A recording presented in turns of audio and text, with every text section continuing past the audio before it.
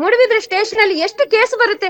ಒಂದು ಮೂಡುಬಿದ್ರೆ ಅಲ್ರಿ station madam, taluk ನನಗೆ district ಅಲ್ಲ. ಒಂದೇ ಪ್ರಶ್ನೆ, ಒಂದೇ ಅನುಮಾನ. ಈ ಸುದ್ದಿ ಓದ್ಬೇಕಾದ್ರಿಂದ ಕಾಡ್ತಾ ಇರೋದು ನನ್ಗೆ ಒಂದೇ ಅನುಮಾನ. ಇವನು ಈ ತರ ಹೆಣ್ಣು ಮಕ್ಕಳನ್ನ ಮಿಸ್ಯೂಸ್ ಮಾಡ್ಕೊಳ್ತಾ ಇದ್ದ, ಸರಿ.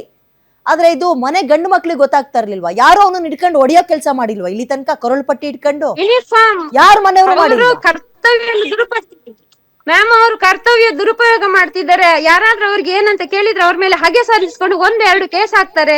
ಆಮೇಲೆ 2-3 ಕೇಸ್ ಮನೆ ಹೆಣ್ಮಕ್ಳು ಜೀವನ ಹಾಕ್ತಾರೆ. ಹಾಳಾದ್ರೂ ಪರವಾಗಿಲ್ಲ ಅನ್ಕೊಂಡು ಬಾಯಿ ಮುಚ್ಕೊಂಡು ಸುಮ್ಮನಿದಾರ ಕರಾವಳಿ ಭಾಗದ ಗಂಡು ಮಕ್ಳು. ಸುಮ್ಮನೆ ಕೂತ್ಕೊಳ್ತಾರೆ.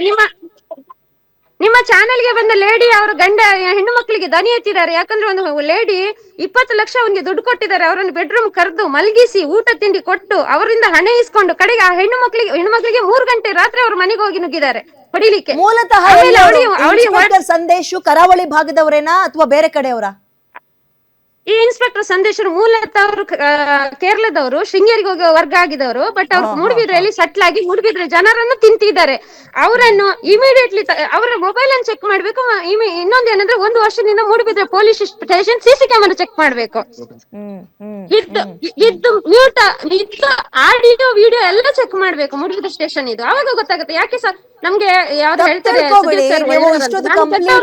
ಆ ಮನುಷ್ಯ ಹೆಂಗೆ, ಆತನ ವರ್ತನೆ ಏನು ಅನ್ನೋದನ್ನ ಹೇಳ್ತಾ ಇದ್ರಿ. ಅವನಿಗೇನೋ ಒಂದು ಕಾಯಿಲೆ ಇರೋದಂತೂ ನಿಜ. ಅದು ನಿಜ. ಸೈಕಿಯಾಟ್ರಿಸ್ಟ್ ಬಟ್ ನಿಮ್ಮ ಹತ್ರ ಮಾತಾಡೋ ರೀತಿ ಹೆಂಗಿತ್ತು? ನೀವ್ ಅದನ್ನ ಆಪೋಸ್ ಮಾಡಿದಾಗ ನಿಮ್ ಬಗ್ಗೆ ವಾಪಸ್ ಅವ್ನ ರಿಯಾಕ್ಷನ್ ಹೇಗಿತ್ತು? ನಮಗೆ ಅದನ್ನ ಎಕ್ಸ್ಪ್ಲೈನ್ ಮಾಡ್ಬೋದು ಮೈಂಡ್. ಮ್ಯಾಮ್, ಆ ಮನುಷ್ಯ ನಾನು ಮೂಡುಬಿದ್ರೆ ಸ್ಟೇಷನ್ಗೆ ಹೋದಾಗ ಒಂದು ನಿಂದಾಪದ ಯೂಸ್ ಮಾಡೋದು. ಇನ್ನೊಂದು ಏನಂದ್ರೆ ಅವರು ನಮ್ಮ ಹೆಣ್ಣು ಮಕ್ಕಳನ್ನು ಎದೆ ಮೇಲ್ಭಾಗ ಮತ್ತು ಎದೆ ಕೆಳಗೆ ಇದು ಸೊಂಟದ ಕೆಳಭಾಗ ಅಷ್ಟೇ ನೋಡೋದು. ಅವನು ಬೇರೆ ಎಲ್ಲೂ ಮುಖ ನೋಡಲ್ಲ ಮನುಷ್ಯ. ಅಲ್ಲಿಗೆ ಗೊತ್ತಾಗುತ್ತೆ ಈ ಮನುಷ್ಯ ಏನಾದ್ರು ಪಬ್ಲಿಕ್ ಅಲ್ಲಿ ಆಗಿದ್ರೆ ಇಷ್ಟೊತ್ತಿಗೆ ಅವನು 10 ಸಲ ಜೈಲ್ಗೆ ಹೋಗ್ಬೇಕಿತ್ತು. ಯೂನಿಫಾರ್ಮ್ ಅಲ್ಲಿ ಆಗಿದ್ರಿಂದ ಬಚಾವ್. ಯಾಕಂದ್ರೆ ಎಲ್ಲಾ ಪಬ್ಲಿಕ್ ನವ್ರು ಯಾರಾದ್ರೂ ಉಲ್ಟಾ ತಿರ್ಗ್ಬಿಟ್ರೆ ಅವ್ರಿಗೆ ಏನೋ ರೌಡಿ ಶೀಟರ್ ಕೇಸು, ಆಮೇಲೆ ಫೋಕ್ಸೋ ಕೇಸು, ಆಮೇಲೆ ಅವರೇ ಮೊಬೈಲ್ ಇಂದ ಇನ್ನೊಬ್ಬರಿಗೆ ವಿಡಿಯೋ ಕಳಿಸ್ಬಿಟ್ಟು ಅದನ್ನು ಆರೋಪ ಮಾಡಿ ಅವನು ಫೋಕ್ಸೋ ಅನ್ನೋದು ಹುಡುಗಿಗೆ ಆದ್ರೆ ಹುಡುಗಿಗೆ ಸೆಕ್ಸ್ ವಿಡಿಯೋ ಹಾಕಿ ಅವಳು ವೇಷವಾಟಿಕೆ ಅನ್ನೋದು. ಇನ್ನು ಯಾರ್ಯಾರು ಲೇಡೀಸ್ ಗಳನ್ನು ಕರ್ಕೊಂಡು ಬಂದು ಸ್ಟೇಷನ್ ಅಲ್ಲಿ ಸಾಕ್ಷಿ ಸ್ಥಳ ಮಾಜರಿ ಕಳೆಯುವುದು. ಇದೆ ಅವರದೇ ಒಂದು ಗ್ರೂಪ್, ಅವರದೇ ಒಂದು ಆಟ, ಅವರದೇ ಒಂದು ನಡವಳಿಕೆ. ಇಲ್ಲಿ ಆ MLA ಗಳು ನಿಜವಾಗಿ ಹೇಳುದು, ಆ MLA ಗಳು ಇದ್ದಾರೋ ಇಲ್ಲೋ ಗೊತ್ತಿಲ್ಲ. ಈಗ ಏನೋ ಹೇಳ್ತಾರೆ ಕರ್ನಾಟಕ ಗವರ್ಮೆಂಟ್ ಅಲ್ಲಿ ಕಾಂಗ್ರೆಸ್ ಮಿಥುನ್ ಸರ್ ನಡೀತದೆ ಅಂತ. ನಾವು ಮಿಥುನ್ ಸರ್ ಹತ್ರ ದೂರ್ ಕೊಟ್ಟಿದೀವಿ, 2 ಸಲ ಕಾಲ್ ಮಾಡಿದೀವಿ ಬರ್ತೀವಿ ಅಂತ. ಒಂದ್ಸಲ ಅವ್ರು ಕಿನ್ನುಗಳಿಗೆ ಬಂದು ಕುತ್ಕೊಳ್ಳಿ ಅಮ್ಮ, ಬನ್ನಿ ಕಿನ್ನುಗಳಿಗೆ ನಾವು ಕಾಂಪ್ರಮೈಸ್ ಮಾಡ್ತೀವಿ ಅಂದ್ರೆ ನಾವು ಕಾಂಪ್ರಮೈಸ್ ಗೆ ರೆಡಿ ಇಲ್ಲ ಅಂತ ಹೋಗಿಲ್ಲ. ಇನ್ನು ನಾನು ಒಂದು 3 days ಮುಂಚೆನೆ ಕೇಳಿದ್ವಿ. ನೀವ್ ಹೋಗಿರೋದು ಕಂಪ್ಲೇಂಟ್ ಮಾಡಕ್ಕೆ, ಹೆಣ್ಣು ಮಕ್ಕಳನ್ನ ಹೇಗ್ ಬೇಕ್ ಹಾಗೆ ಬಳಸ್ಕೊಳ್ತಾ ಇದ್ದಾನೆ ಈ ಪಿಶಾಚಿ ಅಂತ ಹೇಳಕ್ಕೆ. ಕಾಂಪ್ರಮೈಸ್ ಮಾಡಿಸ್ತೀವಿ ಬನ್ನಿ ಅಂತ ಕರೀತಾರ ಕಾಂಗ್ರೆಸ್ ಲೀಡರು?